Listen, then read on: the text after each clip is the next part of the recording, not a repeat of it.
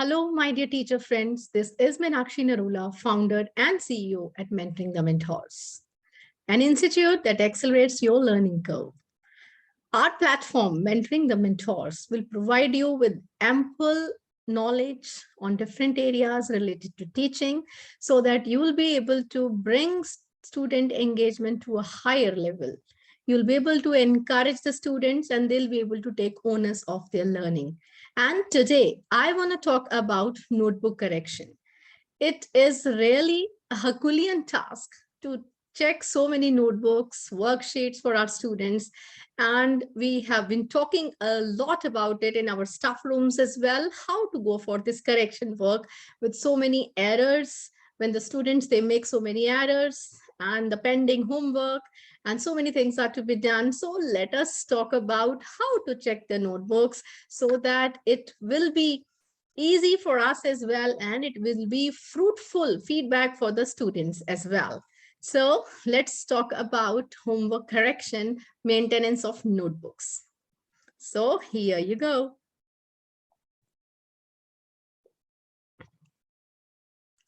So as you can see, first of all, I would like to talk about index. Index is really very important. We say index or maybe table of contents.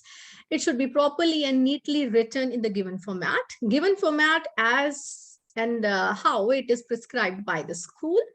Right? Serial number should be there, day and date should be there, topic, chapter number, page number, and signature of the teacher. And maybe if the column is there for the parent should also be there. That should be there in the index. And now format. For starting any kind of new chapter, a topic, a lesson that we are going to begin with, chapter's name is to be written in capital letters. At least we can go with first letter capital of each word, either like that also. Day, date, page number is to be mentioned. Topic, subtopic is to be mentioned. And if we are talking about a story, we are talking about a poem, author or poet's name to be mentioned.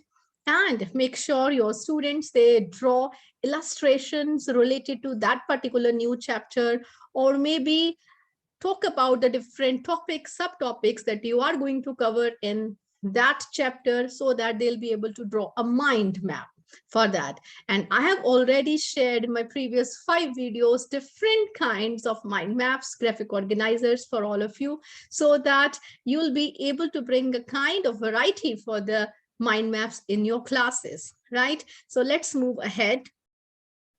Another is neatness. Notebook should be neatly maintained. It should be covered properly, and name and other details to be mentioned legibly. And you should encourage your students to use sharpened pencils or the pens as per the different age groups they are using, and avoid using felt pens, sketch pens, and maybe the inks that the spill over, or maybe go to the other page, right? And handwriting should be legible. If you are following a cursive writing pattern in English, that you have to advise your students accordingly. But nowadays, the students and most of the schools, they are writing the printed format as well. So both formats are okay and are acceptable. And other languages, Hindi, Punjabi, proper formatting is to be done, that you have to guide the students accordingly. So now, moving ahead, correction, right? Correction is to be done with proper signatures and date. Without date, you see, you should not check the work. It should not like that. Sometimes some teachers, they are in a practice like they just check and just put their initials. They forget to mention the date. Date is really very, very important. And the correction should be thorough and accurate. You have to check the words, spellings, formulas, punctuation marks, different steps. If they are solving any kind of question, word problems, right? Different steps are to be checked, format of the sentence to be checked, and labeling of the diagrams to be done properly. Make sure you guide your students for maintaining a proper notebook where they have to follow all these points. And moving ahead, next I want to talk about now which color to use. What happened earlier in most of the school, what is being done, teachers use a red pen for correction. But nowadays, in most of the schools, we are avoiding use of red color for correction, right? So make sure there are other colors also available. Certainly when the students, they are writing with blue pen and sometimes heading with the black pen, principals use green pen, right? So make sure you use other colors.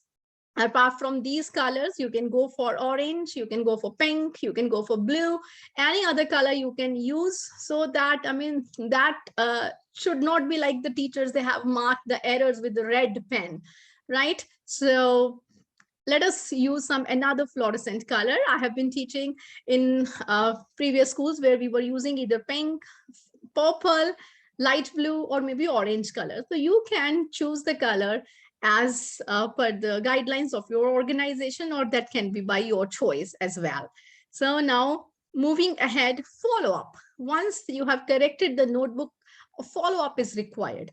Once you are correcting the notebook, you have marked the errors over there, spelling mistakes, grammatical errors, word formation, or whatever you have marked, make sure you ask your students to complete the correction work as well. They have to rewrite the misspelled words, maybe twice, maybe thrice. That practice should be followed. Encourage the students right from the beginning of the session to follow this practice, and then checking the correction work.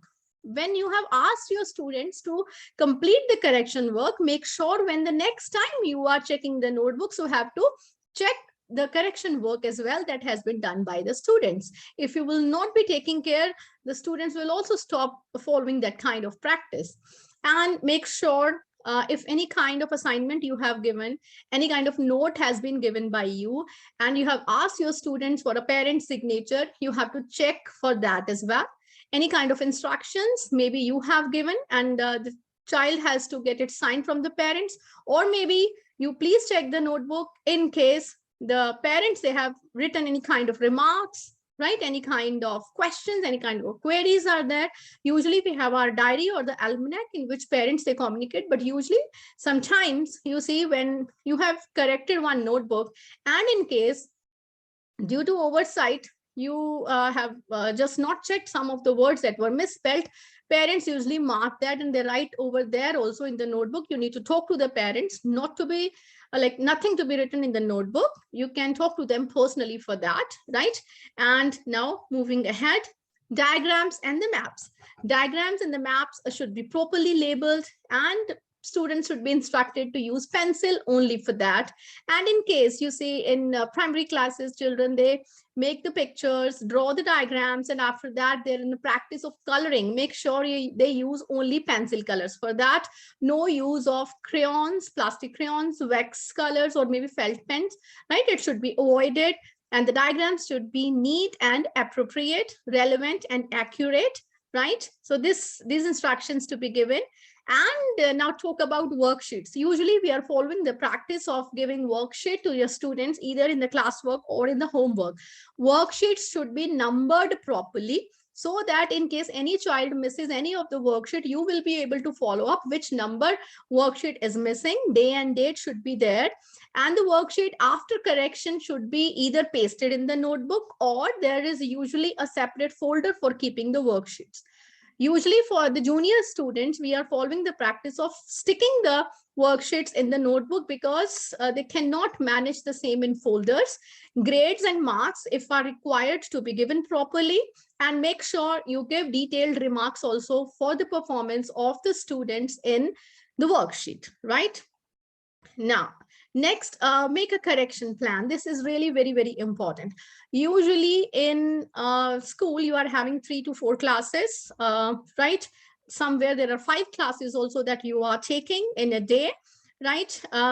For that, you need to take a day-wise, you have to have a day-wise correction plan. And it has to be displayed in the classes as well. It's not possible for you, if you are taking 5 classes, you are, suppose you are a science teacher and you are taking 5 classes, or maybe 3 classes with different sections, howsoever it is. So 5 classes, 4 classes are there.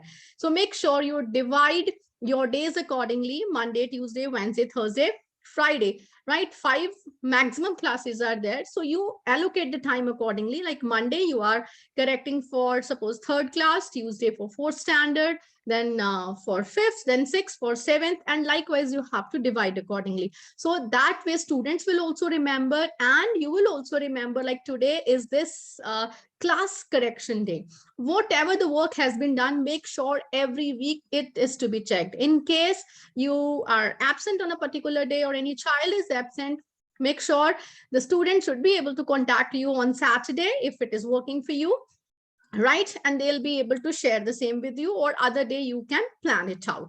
And correction record is to be maintained properly. You should have the plan either in an Excel format, or you can have your notebook, your diary, however you would like to maintain. You have to put a proper tick remarks in front of student's name, like whether you have checked the notebook or not.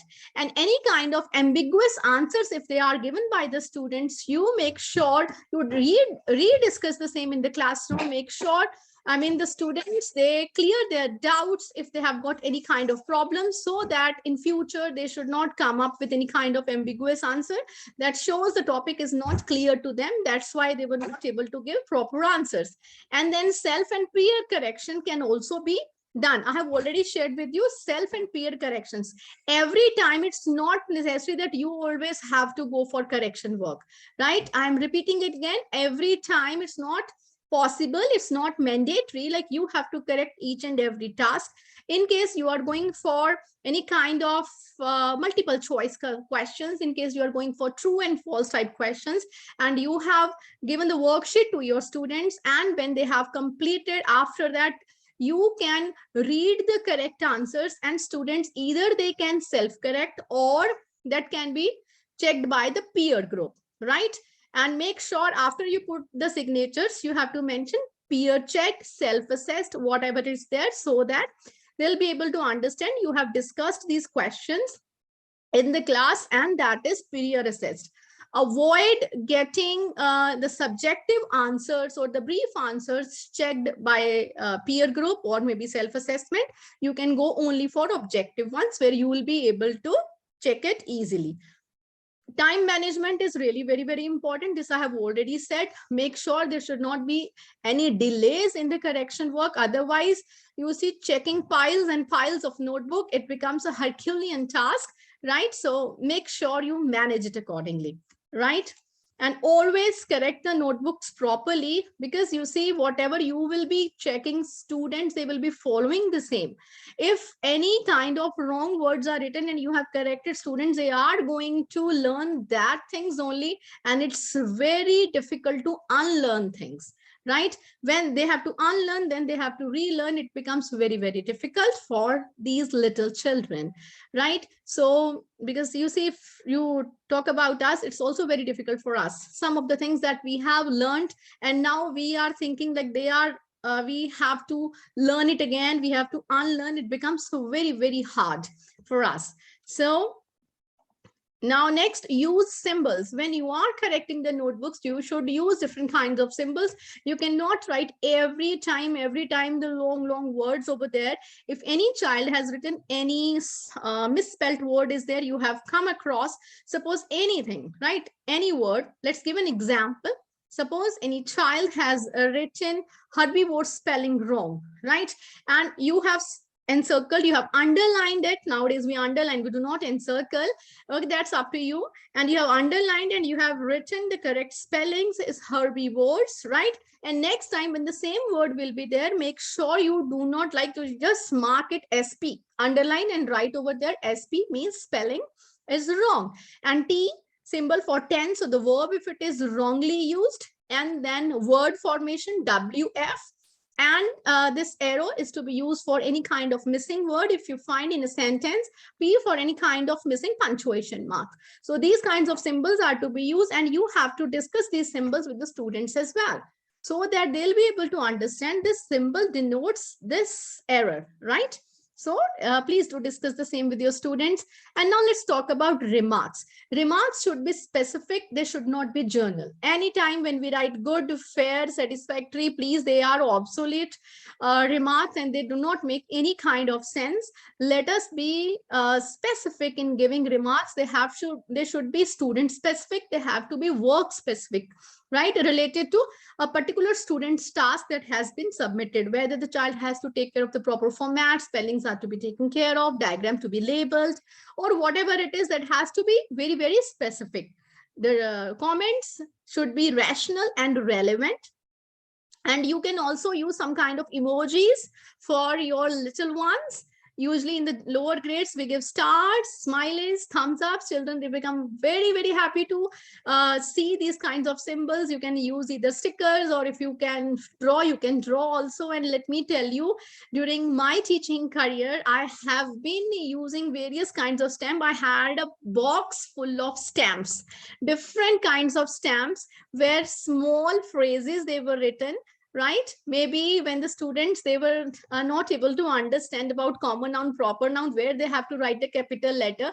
So I got my all stamps done, right? I used to put stamps on the students' notebook with the detailed information.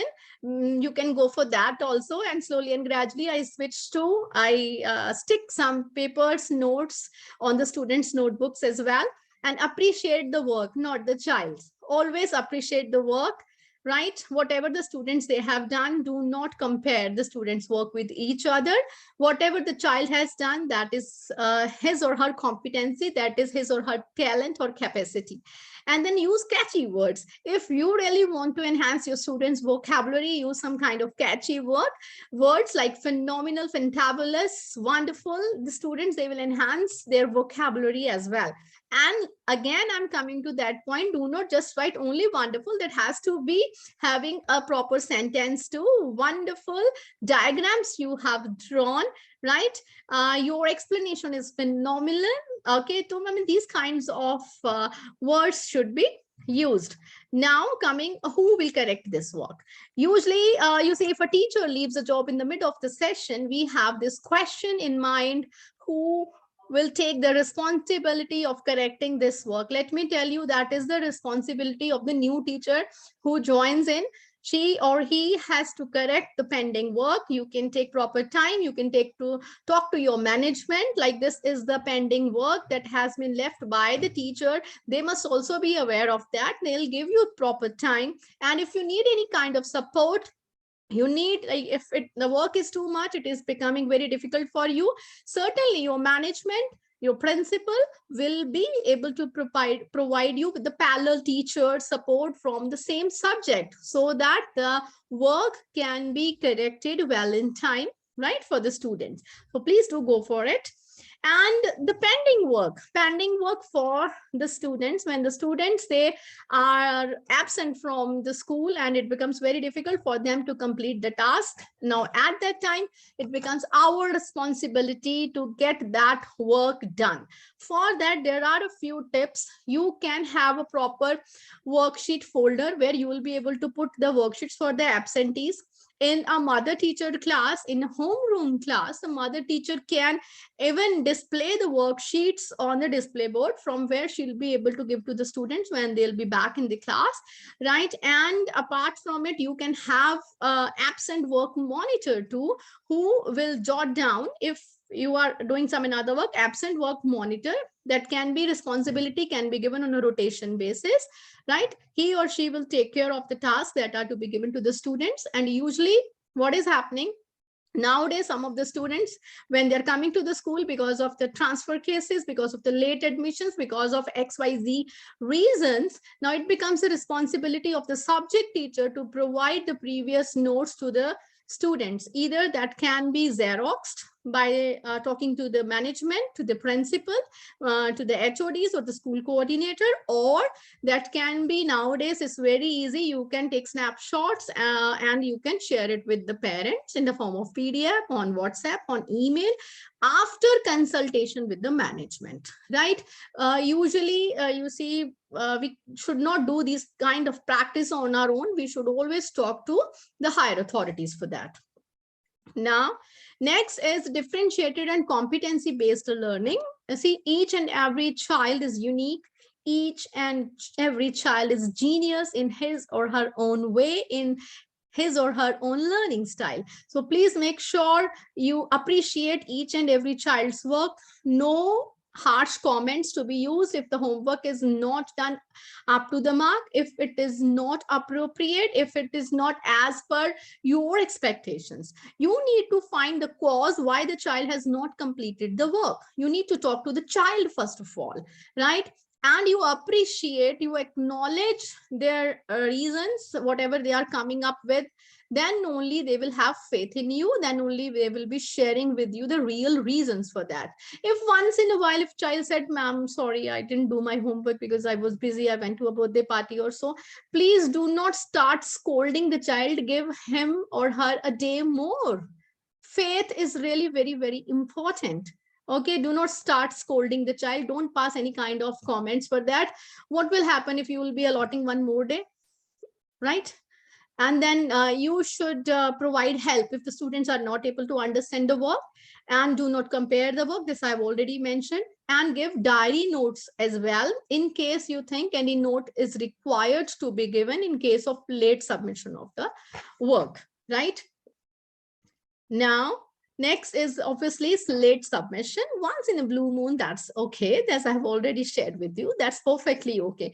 Do not, you see, encourage your students to make it a practice, submitting the homework very, very late.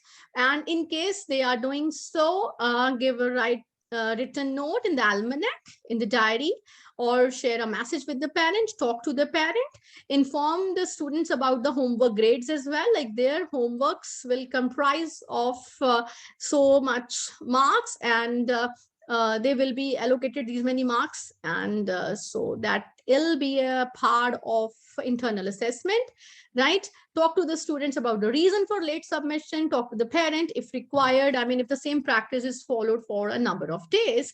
And bookmarks, ask your students to create bookmarks so that it becomes easy for you to check the notebooks, to open the notebook and check it accordingly. Usually when we are having a pile of notebooks, they are opened and we are carrying it to the staff rooms for correction, and sometimes the students, they are folding the pages. So it's always better, let them use bookmarks for the notebooks. Now, the another thing, homework policy. Please make sure you create a homework policy for your classroom, for your school.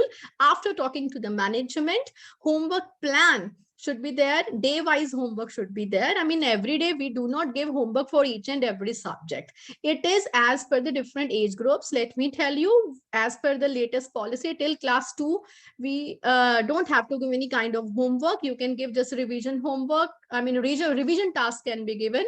And either you can give some weekend worksheets, anything like that, some hands-on activities that can be given. And homework should be age appropriate. It should not be like that you have given a homework and that is to be done by the parent. Parents can act as supervisors. They can supervise, they can facilitate, they can mentor, but they don't have to do the work for the child. Okay, that has to be age appropriate. And very important, whatever the topic, whatever the content you have discussed in the class, from that you should not give homework from the 100% of the content. Students, they will not retain it. Not more than 30% of the content taught to be given in the homework, right? Some of the portion to be given, from which you should expect, like the students should be doing the homework.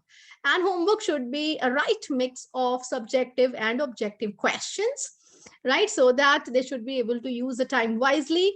And random checking of the homework notebooks should be done by the coordinator and the HODs, so that you will be able to get some idea from the feedback that will be provided to you by them, like what kind of correction is required, where you have to work on, right? And another very important thing, see, my lovely teachers, oversights are possible on the part of a teacher. Acknowledge them and make sure they are corrected. Don't start reacting when any parent, any member of the management comes to you, say that you have not corrected the notebook properly. Parents, sometimes they share like, ma'am, this word has not been corrected properly. There was error in it. So what? Human error, accept it, right? So uh, this is what I just wanted to share with you. Now, if the last slide, I just would like to talk about checking the scanned homework. Nowadays, we ask our students to submit the scanned copies as well. For checking the scanned work, you can either use Microsoft Edge, where you will be able to annotate, you'll be able to write, and you can use Adobe PDF Reader, where you will be able to give comments, you can highlight, you can give remarks. That is also wonderfully to be used. And then Teach Easy app, for that there is a video on my channel too, how to use Teach Easy app, where there you will be able to give marks also to the students, and they will be even calculated automatically. Please do check it. I'll be sharing the link in the description box below. And Kami is another, you see, add-on, another extension where that you can use in Google Classroom. Make sure you explore that also. So that's it from Meenakshi Narula for today. I hope you are enjoying the learnings that I'm sharing with you, but do not forget to share it with the other teachers in your community, and do hit the like button if you appreciate my sharing with you, and subscribe to my channel if you want to have proper and regular notifications. So have a nice day. Good evening from Meenakshi Narula. See you again with another wonderful, you see, engaging topics for making your teaching interesting, engaging, and exciting. Bye-bye.